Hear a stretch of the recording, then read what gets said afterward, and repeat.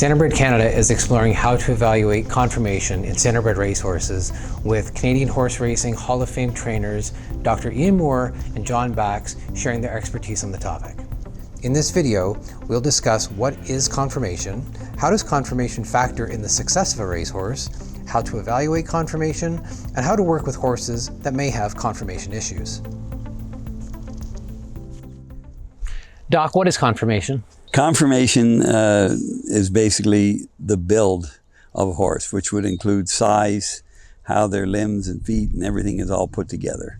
That's the simple explanation of conformation. What exactly does good conformation entail?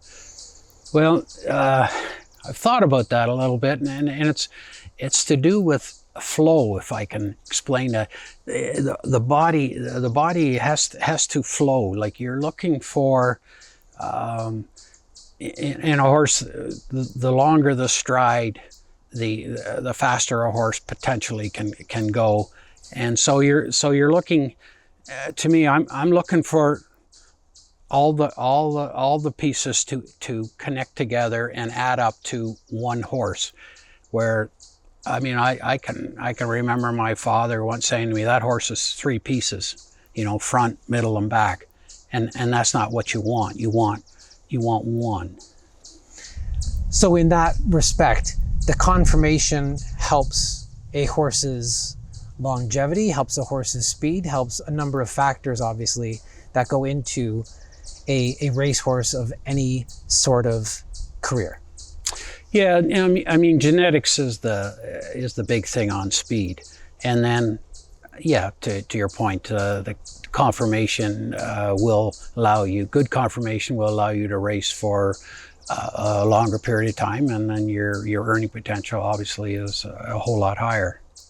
Why is good conformation important for a standardbred racehorse? It's very important for every horse, not just a standardbred racehorse, but particularly so in standardbreds, especially pacers, because of the hobbles that they wear and the equipment they use. Conformation in an individual is like, I'll take an individual with good conformation over a pedigree page, any day of the week. It's sure nice to have both, which in recent years we've tried to do. But poor conformation leads to 2 things in particular. One is interference. So you're wearing knee boots, shin boots, you're cross-firing, whatever. Any types of interference that occur during a high-speed gait. And the second thing, which is most important in young horses with poor conformation, is lameness issues. And we can expand on that as we go along here, if you like. Does ideal conformation differ across gaits? You mentioned pacers. Is ideal conformation the same in a pacer and a trotter? No, not in my opinion. Trotters can take a slightly little different conformation, especially in the front end, like maybe toe out a little bit or knees not quite on right, and get by, where a pacer may not be able to. So trotters are more, what's the word I want, they're more absorbing of some conformational faults perhaps than pacers would be. What are some of the common traits of less than ideal conformation that you commonly see in standardbreds?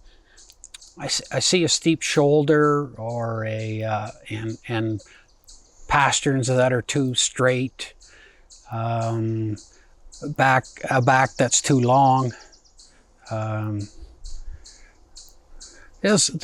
maybe maybe hind legs that are too straight. But yeah, there's the odd thing, and one other part I look at all the time is how short their muscle is from their hips to their tail head. I'm always looking at that, because that is where you get your length of stride, and without a stride you don't have a horse. Referring to some of those elements that you just mentioned, how do they affect the performance of a standardbred racehorse?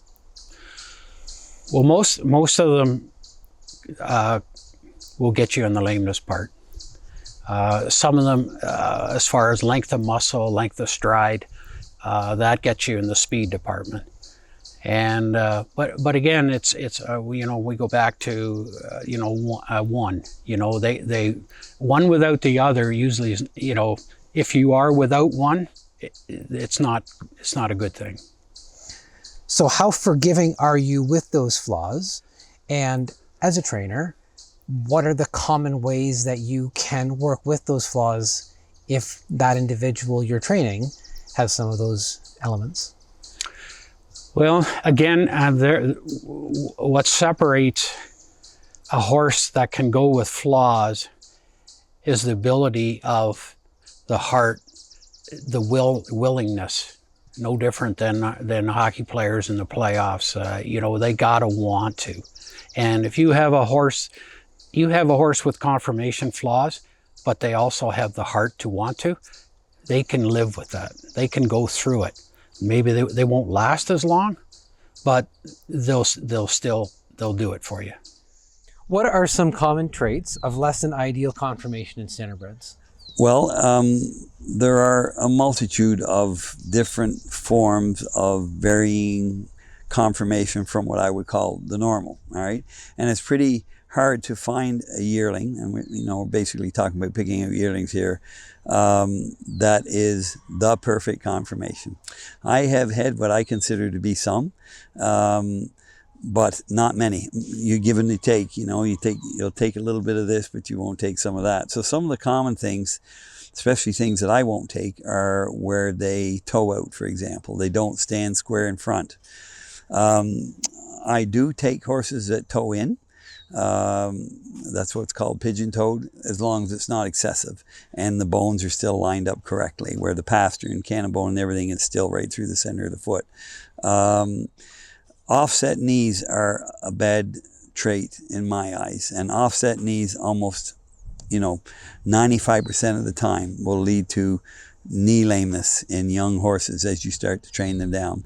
Not initially, and it's not that they're broken bone lame or anything like that, although fractures will occur from offset knees, but most of the time, especially when you start beating 210 range, they'll start to show lameness issues. And those are hard to deal with because you've got the foundation right there in front of you and you can't change that. And that's one that you can't change or help with shoeing. You can help toeing out and toeing in somewhat with shoeing, but the higher you go on the leg, it's harder to make adjustments in shoeing. Another fault that I don't like perhaps in the hind end would be what's called sickle hock, where there's excessive angulation in the hock. And to the contrary, I also don't like where they're very straight in the hock, where they don't have enough flexion, if you like, in that hock. Cow hock is not bad. Cow hocked horses often have a lot of speed, as long, again, as it's not excessive. So I will take a little bit of that. But the sickle hocked horses with the excessive overflexion, if you like, of the hock, or even the ones that are very straight in the hock, I probably shy away from them. So those are actually 4 traits that I spoke of there. With respect to the toeing in and the hock issues, what are the common ways that a trainer would address those with respect to those individuals in terms of how they would handle treating those horses to get the most out of them? Okay. Well, toeing in, as long as that's all they do, and the cannon bone and the radius above the knee and the pasterns down below the ankle, everything is still all lined up correctly, but they toe out. You can help those horses with shoeing, like aluminum shoes with a extended cork outside and things like that. Sometimes half round, half shoes with a cork outside work in front as well. You're never going to correct them completely. They're always going to have interference. I have not seen many horses that toe out from day one that do not go to their knees, say, for example, to some degree. Scuffing their knees is fine if you have boots on and protection, but hitting them is going to limit their performance. They're not going to be a top-level horse, period, and that's all there is to it. As far as you mentioned the hocks, then, as far as the hocks go, more difficult to deal with because of the reciprocal joints, what's called reciprocal joints in the hind end, where stifles bend one way, hock bends another way, and ankle bends another way. Very difficult to make shoeing changes. If you have a sickle hocked horse that's a fairly high degree of such, you can't help that really. That's the way it is, and that's what they got to deal with. Some of those babies that have those will get stronger as they go into training and start, getting more jogging in them. They'll muscle up and they will change some, but they'll always maintain that. And you know, you can also have horses that toe out behind, just as they do in front. And those horses, they may crossfire, even though they toe out, which is interesting, but they do. And they also may not have a real good gait to them because of that. And they're hard to deal with behind. Let's take a closer look at conformation of a standardbred racehorse from tip to tail. John Bax will be demonstrating some details of conformation we've been discussing on a 2-year-old trotting gelding, while Ian Moore will be showing a 3-year-old pacing colt. When evaluating conformation, both horsemen start at the head of the horse and assess the ears, nostrils, and eyes. Bax emphasizes the importance of seeing room between the horse's eyes and prefers a soft or bright eye. Both horsemen refer to a tradition of measuring a horse's throat by placing their fingers under the jaw, aiming to fit 3 or ideally 4 fingers under the jaw, noting that 2 fingers might indicate airflow issues or potential soft palate issues. When you're standing with a horse, Bax shared it is critical that the horse's head is positioned looking straight ahead and reaching out, rather than looking above or looking at the ground, to avoid lameness and stride issues. The horse's head and neck should match the horse's body, with a thick neck and well-developed shoulders without the shoulder blade being visible. Bax describes the ideal shoulder shape as flat and long, which aids in the horse's length of stride.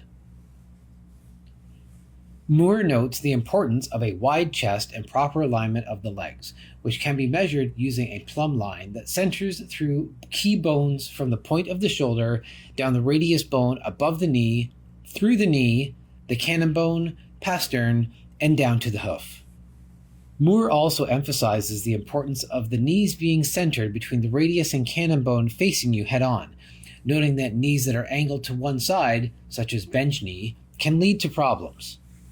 While examining the legs from the side, the plumb line should again center through key bones from the shoulder to the hoof for proper alignment. Both horsemen note the importance of correctly angled pasterns. If pasterns are too straight, they can cause excess concussion to the ankles and knees, while long, slopey pasterns can cause overextension of the ankle and strain on the tendons and ligaments. Bax also notes the importance of the forearm being longer than the cannon bone in trotters to avoid the horse hitting its elbows. Bax notes the importance of the withers, preferring a long wither and a short, strong back to avoid weakness in the loins, with length underneath the body to prevent interference of the stride for trotters. He also likes to see a long muscle around the hind end of the horse with a strong stifle. The horse's back should also be level, avoiding a sway back with excessive angulation behind the withers. Assessing the body, Moore examines the ribs and stands at the front of the horse looking through the shoulder, straight back through the hips and hind end to determine if the horse has a pot belly or is barreled out, which is part of the horse's build that it will maintain throughout its life to some degree and can indicate a lack of athleticism. From the back end, hips should look balanced with equal muscle on both sides. Moving down the hind legs with another plumb line, both horsemen evaluate proper alignment again from this angle and warn of sickle or cowhocks. Also, check that the horse is standing square and feet are not toeing in or out. Overall, when evaluating conformation, the goal is to ensure the horse is athletic, balanced, and free from structural weaknesses to reduce the risk of lameness and interference in gaits. Ultimately, good conformation is crucial for athletic performance and longevity, helping a horse reach its full potential. We hope you found this video helpful. Thanks for watching.